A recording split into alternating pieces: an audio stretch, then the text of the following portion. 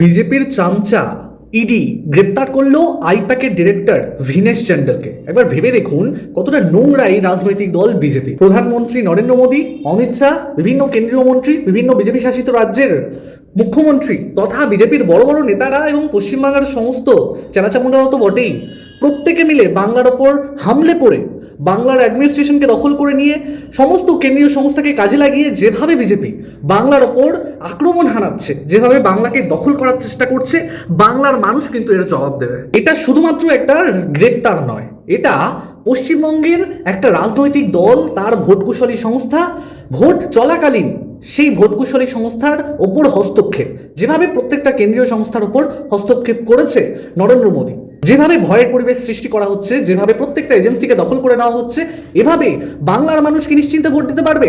কোন সংস্থা কি নিরপেক্ষ থাকতে পারবে? বিজেপির শাসনে ভারতবর্ষের গণতন্ত্র যেন প্রহসনে পরিণত হয়েছে। এরা কোনো নিয়ম, কোনো সংবিধান কিছুই মানছে না। আমি অমিত শাহ, নরেন্দ্র মোদীকে বলবো, 4 তারিখ ভোটের রেজাল্টের দিন আপনারা আসুন বাংলায়, এবং এই সমস্ত কেন্দ্রীয় এজেন্সি সহ বিভিন্ন ছোট বড় বিভিন্ন সংস্থা যেগুলোকে আপনারা দখল করে নিয়েছেন বাংলায় ভোটে জেতার জন্য, আপনারা ভোটের রেজাল্টের দিন বাংলায় আসুন, সবুজ আবির মাখিয়ে আপনাদেরকে দিল্লি পাঠাবো।